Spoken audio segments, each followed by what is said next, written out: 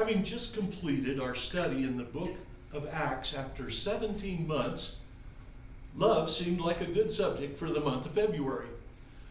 When I was a teenager, I purchased a cassette tape, yeah, I'm that old, a cassette tape with a sermon on it titled Love by the English preacher John Blanchard. I listened to that one sermon so many times that tape was all but totally worn out when I loaned it to a preacher friend of mine. And that was the last time I saw that. I looked for that sermon over and over again and finally found it online a few years ago and had the pleasure of listening to it once again. That one sermon had a greater impact on my concept of love than any other source except the Bible itself. Love. Oceans of ink have been used to write about it. Billions of voices have sung about it. Nearly everyone who has ever lived has experienced it. And yet one of the most asked questions remains, what is love? Some years ago, St. Jude's Children's Hospital ran a series of commercials asking their patients that question. One incredibly cute little boy responded, "Love is puppies." And who could deny the warm feeling that we get as those adorable, clumsy creatures struggle to lick our hands and face? We love the feeling, but instinctively we know that there's a deeper meaning to the word love. In 1984, the singing group Foreigner had a #1 hit about love, which I recently learned had been downloaded over 1 billion times from the internet. A line in their song goes this way: "In my life, there's been heartache and pain. I don't know if I can face it again." A couple of lines later, the singer, almost pleading, cries out, "I want to know what love is. I want you to show me." There are 2 chapters in the Bible devoted almost exclusively to answering that question. Our text today is the better known of those 2. What is love? That's a simple question that defies a simple answer. In our human wisdom, we are often reduced to citing examples, or at best giving an incomplete answer. A favorite answer of mine came from my former youth leader, Don Fuller. He said, "Love is doing something you don't want to do because you want to do it." This statement, like most of the answers of the kids in the St. Jude's commercial, describes what love makes us feel or do. When we love someone, we will do even those things we'd rather avoid in order to please the one that we love. I don't like taking out the trash, washing dishes, or cleaning the bathroom. And I really don't like watching chick flicks. But I'll do all of those for my wife. Furthermore, it makes me happy to do those for her.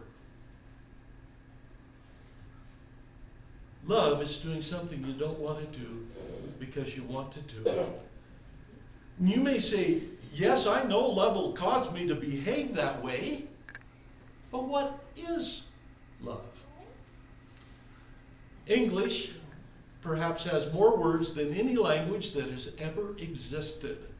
171,476 words currently in use when I wrote this.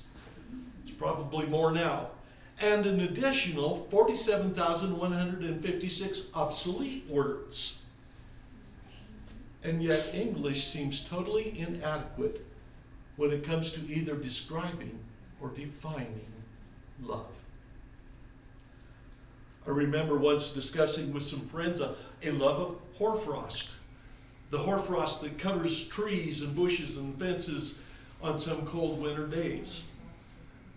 We use the same word that is used to describe how people feel towards a delicious meal. Love that meal. How lovers feel towards each other. I love her. How a mother feels towards the child on her breast. The closeness of friends. A fondness for pets. I love that dog. Not so sure about that cat. and other animals. And even our appreciation of inanimate objects. The ancient Greeks tried to make a distinction in their language between the types of love. They had 4 basic words for love and an additional 8 closely related words just to describe the feeling of love. Our text today uses just one of them, agape. This is the love that the Greeks considered the highest form of love. The love that exists whether it's returned or not. If I were to ask those of you who've been in church for more than a few weeks to tell me the greatest example of agape, every one of you would correctly say, God gave his son. None of us deserved his love. None of us was seeking his love.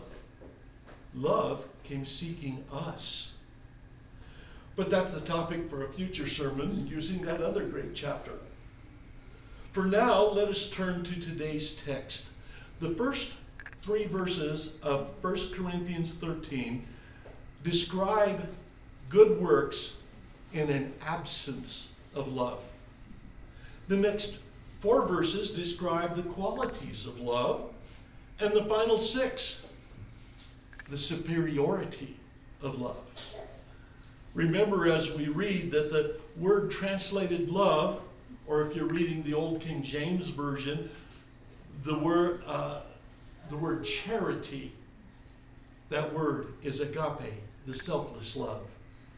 If I speak with the tongues of men and angels, but do not have love, I have become a noisy gong or a clanging cymbal. Back in January of 2017, I had the pleasure of hearing 9 sermons in 2 days at the State Evangelism Conference. Now, most of the preachers had a smooth, pleasant style. I mean, you don't get asked to do those conferences unless you're enjoyable to listen to. But then there was Dr. Thomas Johnston. Among other things, Dr. Johnston was a professor at Northwestern Theological Seminary, and most of us would find his style quite jarring. At one point, he picked up a chair and slammed it onto the stage to make a point.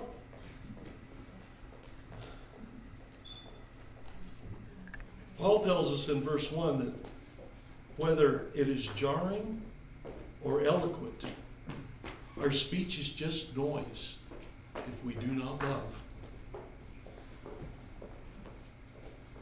I'm happy to report that each of the preachers those 2 days, including Dr. Anderson, evidenced love both in their message and their conversations. Here then is a principle for our interactions with other people. How much we love is far more important than how well we speak. Verse 2, if I have the gift of prophecy and know all mysteries and all knowledge, and if I have all faith so as to remove mountains, but do not have love, I am nothing. I'll return briefly to the example of Dr. Johnston. At one point during the 2-day conference, he claimed to be weak in the area of languages.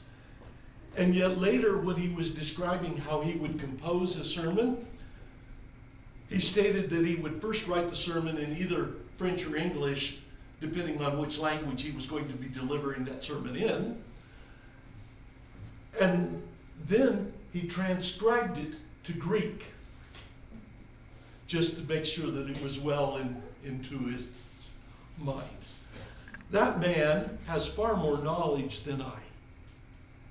And yet our text goes way beyond that. It says, if I have all knowledge, knowing all mysteries, including everything that is yet to come, and if my faith is so great that I could speak to the Grand Tetons and say, flatten out, I want to plant wheat, and they do it. If I'm all that, but lack love, nothing. I'll deal with my last statement in 2 sections. For the first part, I'll give another principle. It's often been stated, people won't care how much you know until they know how much you care.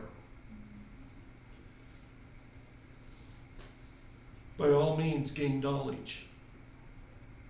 Paul wrote to Timothy, study to show yourself approved, but develop love even more.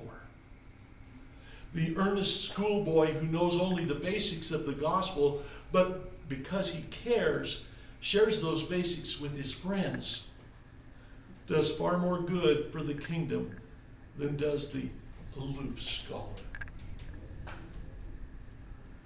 If I can exegete circles around Spurgeon, if I can make Augustine and Luther look unlearned, and yet do not love, nothing.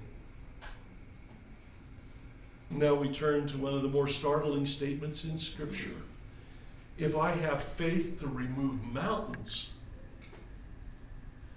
we see here that even working miracles is not sufficient evidence that someone is in the middle of God's will.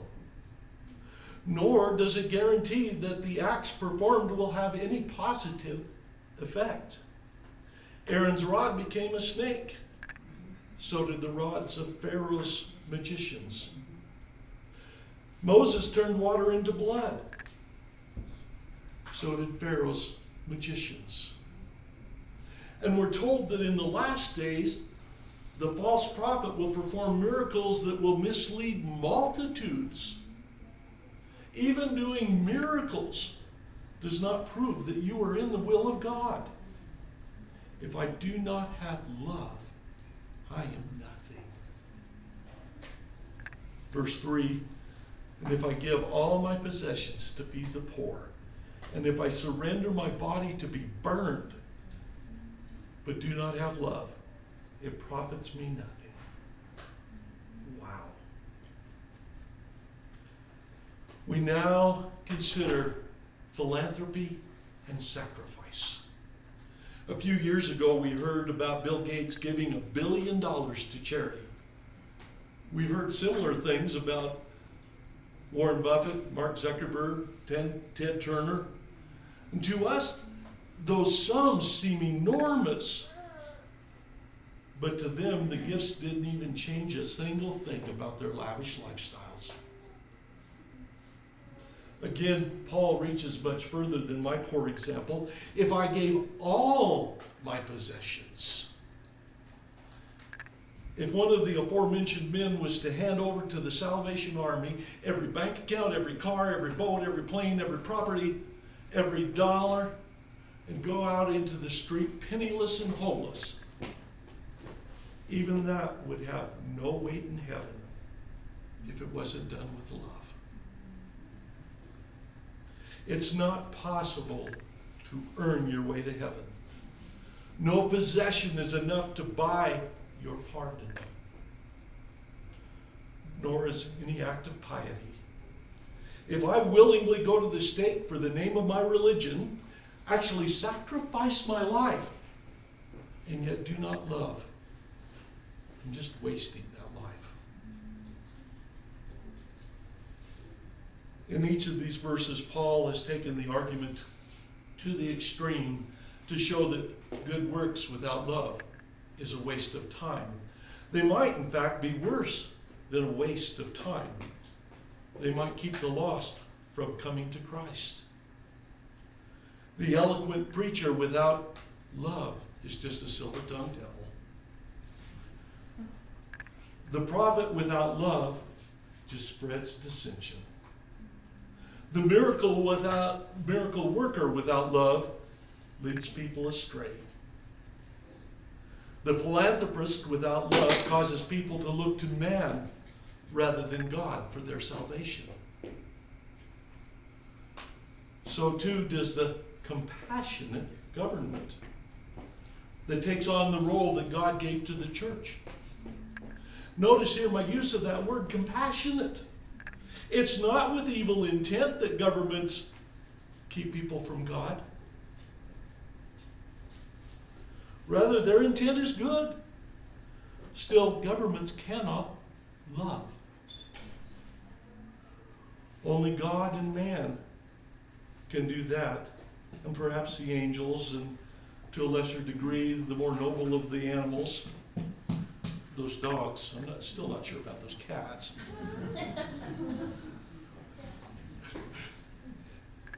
My cat got me up at 3 o'clock this morning and didn't let me go back to sleep.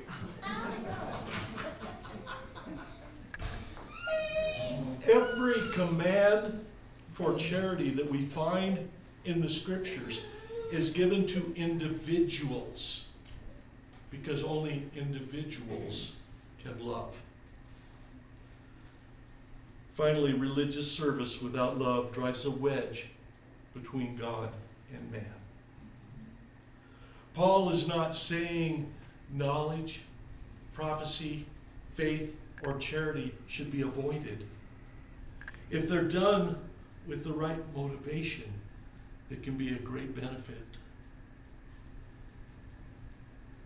Each and everything we do should be preceded by, submerged in, and followed up by love, agape love, the unselfish love.